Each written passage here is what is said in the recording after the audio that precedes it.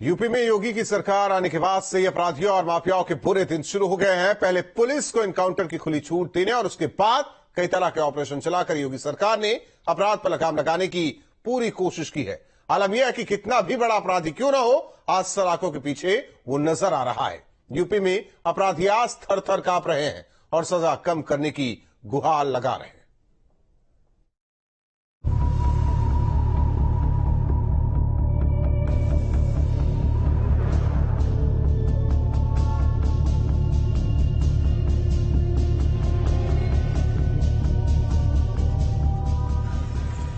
UP में अपराध के खिलाफ योगी सरकार की जीरो टॉलरेंस नीति का असर दिखने लगा है। चाहे कितना भी बड़ा अपराधी या माफिया क्यों ना हो, अब वो बच नहीं सकता।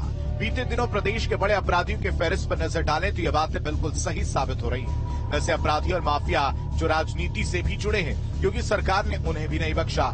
माफिया मुख्तार अंसारी, पूर्व विधायक विजय मिश्रा, पूर्व सांसद अतीक अहमद, पूर्व विधायक कुलदीप सेंगर, पूर्व सांसद अफजाल अंसारी का हश्र सबके सामने है। जितने भी मुकदमे लंबित चल रहे थे, ट्रायल पर थे, उनमें जो गवाहियां बची थी वो गवाहियां सब पूरी कराकर फाइनलाइज कराई गई हैं और मुकदमों में सजा सुनाई जा रही है। ऐसा पहली बार हुआ है। विभिन्न माफियाओं, दुर्दांत अपराधियों, हिस्ट्री शीटरों के खिलाफ इस प्रकार का अभियान चलाया जा रहा है। इसके बहुत सकारात्मक परिणाम सामने आ रहे हैं। योगी सरकार माफिया और अपराधियों के खिलाफ कोर्ट मुकदमों की पैरवी बहुत ही प्रभावी तरीके से कर रही है। यही वजह है कि इन तमाम अपराधियों को इनकी हर अपराध की सजा चुन चुन कर मिल रही है। विक्रम सैनी भाजपा के विधायक थे, लेकिन उनको भी सजा मिली, तो सरकार ने जबरदस्त पैरवी की। ये जो गोड़ साहब विधायक अभी 25 साल की सजा पाए हैं, ये भी सरकार के पैरवी की वजह से ही संभव हो पाया। तो सरकार तो निष्पक्षता से और पारदर्शिता से सभी मामलों में पैरवी कर रही है। अब हम आपको इन बड़े अपराधियों की अपराध कथा और उनको मिली सजा से एक एक करके रूबरू करा रहे हैं। सबसे पहले हम बात कर रहे हैं बीजेपी विधायक रामदुलार गोंड की। रामदुलार गोंड रेप का दोषी। रामदुलार गोंड बीजेपी के विधायक हैं। इलाके के दबंग रामदुलार को नाबालिग से दुष्कर्म मामले में कोर्ट ने 25 साल की जेल और 10 लाख रुपए के जुर्माने की सजा सुनाई है। मामला नवंबर 2014 का है। करीब 9 साल बाद 15 दिसंबर को एमपी एमएलए कोर्ट का फैसला आया। इंसाफ के लिए पीड़ित परिवार ने लंबा संघर्ष किया। पीड़ित परिवार की माली हालत खराब हो गई। केस को लेकर कोर्ट का चक्कर लगाते लगाते गरीब परिवार की 1 बीघा जमीन भी बिक गई। पीड़िता का परिवार निहायत गरीब है। आज भी वो कच्चे मकानों में रहता है और बहुत ज्यादा खेत भी नहीं है। इस मुकदमे को लड़ते लड़ते उसकी जमीनें भी बिक गई। आर्थिक रूप से वो बहुत कमजोर हो चुका है पीड़ित का परिवार, और सरकार की तरफ से उसे कोई भी कंपनसेशन आज तक नहीं मिला है। जबकि सरकार की यह योजनाएं हैं कि जो इस तरह के शारीरिक हिंसा और शोषण के जो शिकार जो बालिकाएं हैं उनके लिए कंपनसेशन वगैरह की व्यवस्था होती है, लेकिन इस पीड़ित परिवार को कोई कंपनसेशन नहीं मिला है। बताया जा रहा है कि आरोपी विधायक रामदुलार गोंड के दुष्कर्म के बाद पीड़िता ने एक बेटी को जन्म दिया। पीड़िता ने कोर्ट में इसके हक के लिए भी आवाज लगाई है। जैसे रामदुलार गोंड को जेल हुआ, उसी तरीके से पीड़िता को जो न्याय मिला उसकी बेटियों को भी न्याय मिलना चाहिए। हमें अच्छा लगेगा और समाज को एक संदेश मिलेगा कि जैसे पीड़िता को न्याय मिला और रामदुलारी को जेल हुआ, उसकी बिटिया को भी अगर न्याय मिलेगा तो एक बार फिर से पुनः समाज में संदेश जाएगा कि बेटियों का नाम हो रहा है, उनके लिए सोचा जा रहा है। बहुत अच्छी बात है कि रामदुलार गौड़ को सजा मिल रही है, इसका मैं स्वागत करती हूँ। और उनकी जो बिटियां हैं उनको भी न्याय मिलना चाहिए। भाई सरकार को भी गोद लेना चाहिए उनको। मुख्तार अंसारी 7 केस में सजा। 4 दशक से आतंक का पर्याय रहे मुख्तार अंसारी पर न्याय का चाबुक लगातार चल रहा है। यूपी पुलिस की प्रभावी पैरवी का नतीजा है कि 1.25 साल में मुख्तार को एक के बाद एक 7वें मामले में सजा सुनाई गई है। पूर्वांचल में गैंगवार और माफिया की वजह से पूर्वांचल को बीते कुछ साल पहले जाना जाता था, लेकिन ये गैंगवार और ये माफिया धीरे धीरे पूरी तरीके से खाकी से बचने के लिए खादी का दामन थाम लिया था। जी हम बात कर रहे हैं माफिया डॉन मुख्तार अंसारी का। मुख्तार अंसारी मऊ से लेकर ये कह लें कि पूरे यूपी और यूपी के बाद पूरे भारत और भारत के बाद विदेशों में भी मुख्तार के अपराध के चर्चे शुरू हो गए थे और लगातार मुख्तार का कद बढ़ता चला गया था। ऐसे में बीते कुछ साल पहले मुख्तार ने लगातार उत्तर प्रदेश के 2 रीजनल पार्टियों को ज्वाइन किया और उसमें राजनीतिक कद बढ़ाते हुए अपराध के कद को भी उसने बड़ा कर लिया था। वाराणसी के एमपी कोर्ट ने जान से मारने की धमकी दिए जाने के मामले में मुख्तार को 5 साल 6 महीने की कारावास की सजा सुनाई। और मुख्तार अंसारी को मूल जो अपराध हैं उनके, उन मामलों में भी उनको सजा नहीं हो पाई थी क्योंकि चार्जशीट और इन सब चीजों में काफी गोलमोल किया गया था उस दौर में। तो अभी इनको कई मामलों में सजा हो चुकी है। और ये रुंगटा कांड बहुत बड़ा कांड था। उस समय बीजेपी की ही सरकार थी और अलायंस की गवर्नमेंट थी, कल्याण सिंह की सरकार थी। उस समय रुंगटा का अपहरण करके हत्या की गई थी। तो ये एक बड़ा मुद्दा था और इतने सालों बाद गवाह को धमकाने के मामले में सजा मिली है। तो न्याय देर से ही सही होता है, ये साबित हो रहा है। सजा सुनाए जाने से पहले मुख्तार के चेहरे पर खौफ साफ दिखा। उसने हाथ जोड़कर अदालत से कहा कि वो बुजुर्ग और बीमार है, लंबे समय से वो जेल में है, लिहाजा उसे कम से कम सजा दी जाए। 2017 के बाद जब सरकार चेंज हुई तो परिस्थितियां चेंज हुई। इसलिए चेंज हुई कि सरकार ने अपने जितने पुलिस विभाग और जो अभियोजन इकाई है गवर्नमेंट की, सबको बहुत ही ढंग से उन्होंने ट्रेनिंग दे करके उनको जागरूक किया और इन लोगों पर शिकंजा कसता चला गया।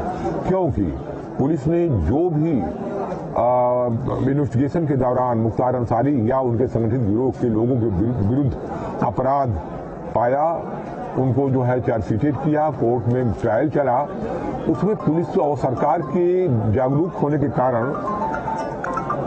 इस तरह का जो है एक माहौल पैदा किया गया कि कोई भी साक्षी किसी भी माफिया, चाहे मुख्तार अंसारी हो, चाहे उनके गिरोह के सदस्य हो, चाहे कोई भी माफिया हो, किसी साक्षी को कोई डर भय पैदा न हो।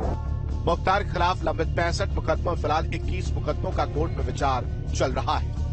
बाहुबली से माननीय बने मुख्तार अंसारी के विरुद्ध सजा का सिलसिला 21 नवंबर 2022 को शुरू हुआ था। प्रभावी पैरवी के चलते पहली बार पुलिस उसे कानूनी दावपेच में पटकर नहीं दे पाई थी।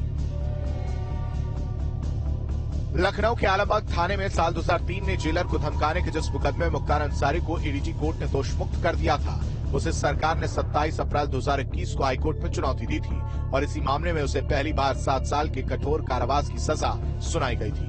एक जमाना था जब गाजीपुर जिले के मोहम्मदाबाद तहसील के यूसुफपुर कस्बा निवासी मुख्तार अंसारी का अपराध जगत में सिक्का चलता था।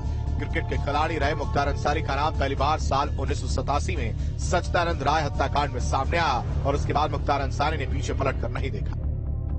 देखिए, मुख्तार अंसारी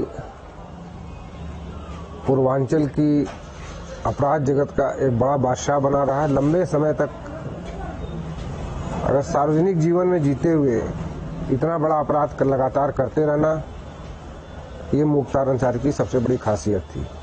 और वह चाहे रुंगटा अपहरण कांड हो, चाहे कृष्णानंद राय हत्याकांड हो, सभी में नाम आने के बावजूद कानून के शिकंजे में से लगातार वह बचता रहा और अपराध की सीढ़ी पर दर ब सीढ़ी चढ़ता चला गया और एक बेताज बादशाह के रूप में मुख्तार अपने आप को साबित किया।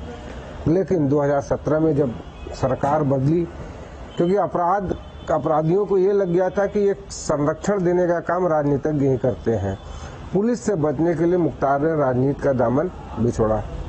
खाकी से बचने के लिए उसने खादी पहना। तो खादी जब वो पहना तो उसके बाद फिर वो लगातार अपनी राजनीतिक महत्वाकांक्षा को, कई बार विधायक भी हुआ, वो उसका भाई सांसद हुआ।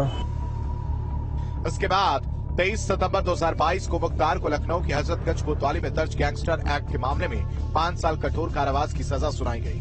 फिर 15 दिसंबर 2022 को उसे गाजीपुर में दर्ज गैंगस्टर एक्ट के मामले में 10 साल के कारावास की सजा और 30 अप्रैल 2023 को गाजीपुर में दर्ज गैंगस्टर एक्ट के मामले में 10 साल कारावास की सजा हुई थी। मुख्तार को 5 जून 2023 को पहली बार हत्या के मामले में आजीवन कारावास की सजा सुनाई गई।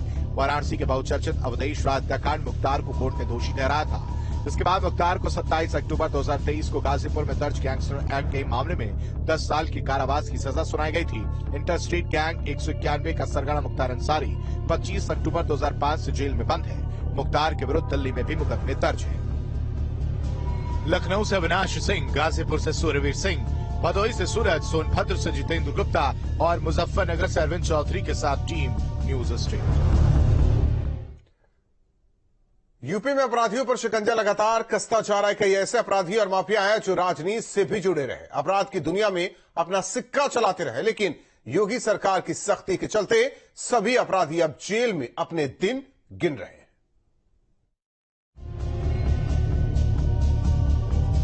कुलदीप सेंगर रेप में दोषी।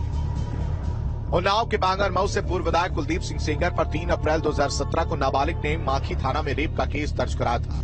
मामला जब सुर्खियों में आया तो योगी सरकार ने सख्त फैसला लिया और पूरे मामले की सीबीआई जांच के आदेश दे दिए। उन्नाव के बाहुबली कुलदीप सिंह सेंगर जो विधायक हैं, उनके ऊपर जो है 2017 में जो है बलात्कार का मुकदमा जो है लिखाया गया था, जिसमें कि सीबीआई द्वारा जो है विवेचना हुई थी। विवेचना होने के बाद जो है उनको जो है 30,000 कोर्ट से जो वहाँ आजीवन कारावास हुआ है उसमें, और बलात्कार का मुकदमे में जो उनको कोर्ट ने जो है दोषी मानते हुए उनको जो है आजीवन कारावास दिया है।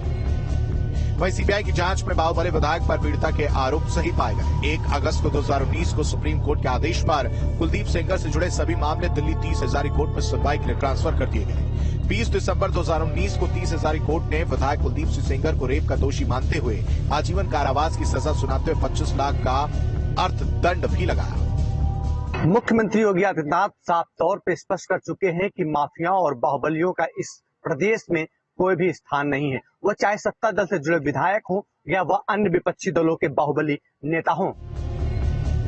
इसके बाद योगी सरकार ने सख्त फैसला लेते हुए 2020 में विधायक की विधानसभा से सेवा खत्म कर दी। यानी सीएम योगी ने साफ कर दिया है कि यूपी में बाहुबली और माफिया का राज नहीं चलेगा, यानी यूपी में सिर्फ कानून का राज चलेगा। विजय मिश्रा रेप का दोषी। भदोही जिले में ज्ञानपुर सीट से 4 बार विधायक रहे विजय मिश्रा को एक रेप केस में 15 साल की सजा सुनाई गई है। इसके साथ ही 10,000 रुपए का जुर्माना भी लगाया गया। इस सरकार की अपराध और अपराधियों के विरुद्ध जीरो टॉलरेंस की नीति के तहत माफिया के मुकदमों की प्रभावी पैरवी के सुनिश्चित कराई जा रही।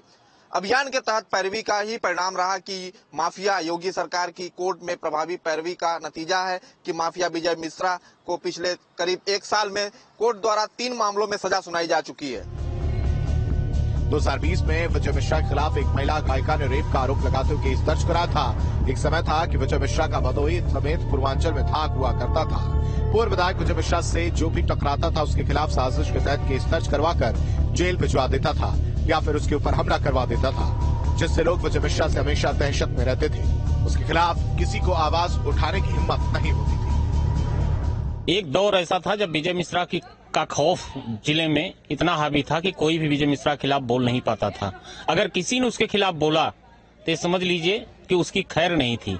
उसको किसी न किसी तरीके से या तो वो जेल भिजवा देता था या तो उसके ऊपर हमला करा देता था। विजय मिश्रा की यही कृत्य विजय मिश्रा का जो है उनके लिए क्रूर का काल बन गया। फिलहाल आगरा जेल में बंद विजय मिश्रा के खिलाफ 83 केस दर्ज हैं। इनमें अभी तक केवल 3 मामलों में ही सजा हुई, जबकि उसके खिलाफ दर्ज 14 केस विचाराधीन है। संजीव जीवा कुख्यात अपराधी। क्या संजीव माहेश्वरी उर्फ जीवा की अपराध की कहानी एक दवाखाने से शुरू होती है। बहुत कम लोग जानते होंगे कि मुजफ्फरनगर के बाबरी थाना क्षेत्र के गांव आदमपुर का रहने वाला संजीव पेशेवर अपराधी बनने से पहले मुजफ्फरनगर शहर के शंकर दवाखाने में कंपाउंडर था। मामूली नौकरी थी, बस किसी बात पर दवाखाना के संचालक राधेश्याम से उसकी ठन गई और उसने उसी को अगवा कर लिया। यहीं से उसने अपराध की दुनिया में कदम रखा और जमीनों पर कब्जे करने लगा। रंगदारी मांगना और हथियारों का नेटवर्क बनाने में वो आगे बढ़ता गया। संजीव जीवा की हत्या के बाद पूर्वांचल के माफियाओं की धमक वेस्ट यूपी में करीब खत्म हो चुकी है। मुजफ्फरनगर के लोग अब राहत की सांस ले रहे हैं। लोगों का कहना है कि पिछली सरकारों में अपराधियों का बोलबाला रहता था, लेकिन अब माहौल काफी अच्छा है, बेटियां सुरक्षित हैं। अब तो बहुत बदलाव हो गया है। जैसे पहले किसी को भी छेड़छाड़ हो जाती थी, किसी आती जाती लड़कियों को भी परेशान करते सब, अब बहुत बदलाव आया है, ऐसा कुछ नहीं होता। पहले तो जो है कानून व्यवस्था कुछ भी नहीं थी, अब जो है कानून व्यवस्था इतनी बढ़िया हो चुकी है कि बहुत ज्यादा बदलाव है इस सरकार में। और पिछली सरकारों के मुकाबले इस सरकार में जमीन आसमान का फर्क। पिछली सरकार में और अब की सरकार में तो बहुत जमीन आसमान का फर्क है। पिछली सरकार में तो गुंडा राज था, दुनिया भर का गुंडा राज। समाजवादी की पार्टी में टोटल खुलेआम गुंडागर्दी चल रही थी। अब कोई गुंडागर्दी नहीं है, माफियों का सबका सफाया कर दिया। अपराध की दुनिया में अब कोई ऐसा बड़ा नाम नहीं बचा जिस पर योगी सरकार की टेढ़ी नजर न हो। संदेश साफ है, यूपी में अपराधियों का सफाया तय है। लखनऊ से अविनाश सिंह, गाजीपुर से सूर्यवीर सिंह, भदोही से सूरज, सोनभद्र से जितेंद्र गुप्ता और मुजफ्फरनगर से अरविंद चौधरी के साथ टीम न्यूज